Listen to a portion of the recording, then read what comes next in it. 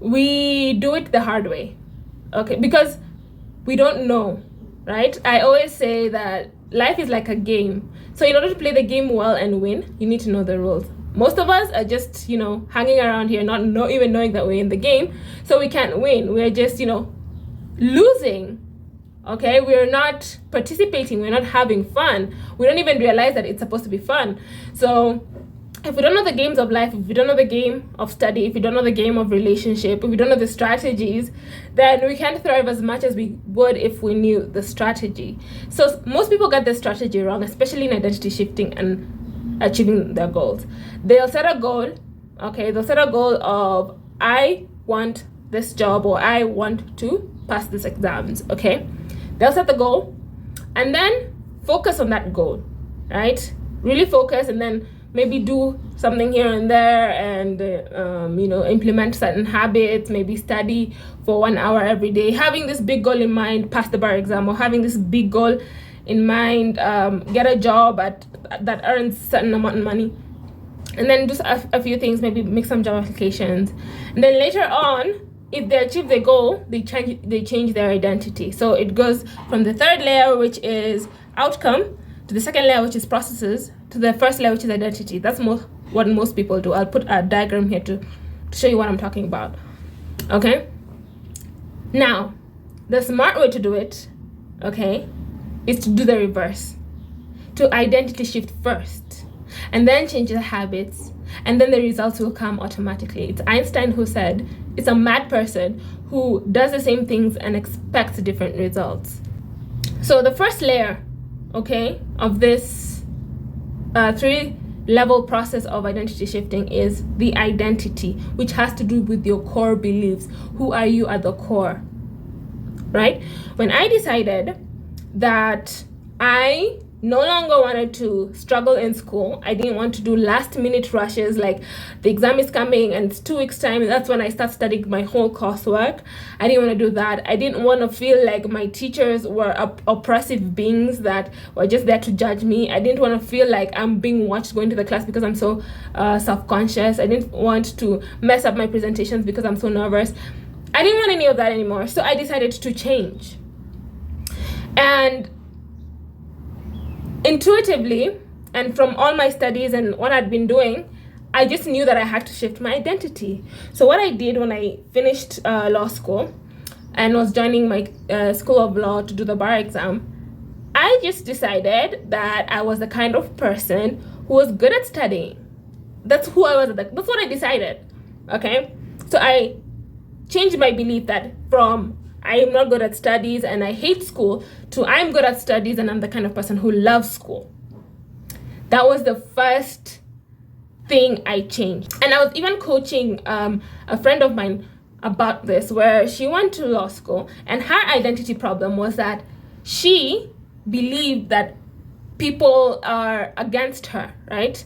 She's good at doing schoolwork, but the thing that trips her up is relationships, like fellow students like messing with her, or like being like stealing her work, her had earned like assignments, lying to her, not being truthful. So she felt like people were trying to sabotage her in school. So she had to change that belief at the core. So your identity has to do with changing your core beliefs. The David that you're sculpting is you. So it's removing everything that's not David, all the things that are not serving you. Not all beliefs are useful. Some it's good advice, but it's not useful. So I had to change that. So I decided that I'm Gloria who loves school, and I'm Gloria who can study. I'm Gloria who just, this school environment I'm so comfortable there. That's what I decided going in. You change your beliefs. There's a 7-step process I talk about in the Affirmation Manifestation Journal. I've linked it in the description if you're interested. Implementing this 7-step process, you change your identity. You decide that this is who I'm being right now. Then you go to the second step, which is the processes, the habits, the environment, things that you're going to change now externally, things that you're going to do that will prove to yourself that this identity is now true. Because we talked about the ego in the previous video, and the ego will always try and bring you back to normal, bring you back to comfort, right? Because it's been that way for such a long time. You've been talking to yourself in your head this way a long time. You've been telling yourself, I don't like school, I'm not good at school, I don't like people look at me funny, I don't like school. You've been telling yourself this for a long time. So you're going to need to prove to yourself that actually I'm adopting a new identity and this is now who I am. So from the first example, when I joined School of Law and I decided that I'm a person who's good at studying and I'm a person who likes school, the processes started to change to align with that new identity. I changed my whole wardrobe, okay? My behavior, okay? So where before I would sit at the back, I figured that if I really like school, then I'll probably sit at the front because I want to get what the teacher is saying on here. And I also told myself that I'm confident because I'm comfortable being here, so let me sit at the front. There's nothing to be afraid of, okay? In fact, if I like school so much, then when a teacher tells me to answer the question, because the likelihood is higher when you're at the front, I'll be happy to, right? And then I also, joined as many study groups as I could. In fact, because the minute I made this decision, it was like the whole universe conspired to make it happen, because the person I sat next to in the front row added me to their study group. Okay, so I started to shift my environment to confirm this new identity, right? I started implementing habits to confirm this new identity. Where before I wouldn't take notes in class, I started taking notes because that is what the new identity does. Previous Gloria 1.0 didn't take notes in class, used to fantasize in class, used to just wait for it to be over. This Gloria was present in class and took notes, okay? This Gloria was present in class and answered questions. This Gloria in class reviewed her work. So all these habits was confirming to myself that this is the new Gloria, and it became easier and easier to embody her, right? That's where the habits come in. That's where the atomic habits come in, the systems in the second layer, okay? And then the third layer is the outcome. The outcome is now the results, the goal now, which I probably would have had to pass the bar in one go, or to pass all the 9 subjects in one go, right? And that happened automatically. The more I was a person who studies well, a person who can do this, a person who enjoys studying, the easier it was for me to do these exams and to believe in myself that I can actually get the 9 Ps. And I had already put in the systems, and I did get it. I did pass the bar in one go. And I'll tell you the power of adopting this identity. At some point, I was like, the ego, the old self was fighting the new self. So I would decide to study and then just get really tired and sleepy. And I'm like, this is a container, it's a rubber band issue, it's a container issue where the two identities are fighting. So you're like, oh, I feel so tired, but I want to study. Why do I suddenly feel sleepy? So what I did was I would put on those study with me videos to help me study. Like I would picture like I'm in a library and help me study. The thing is, the first few weeks, I actually just put it in the background and allowed myself to sleep.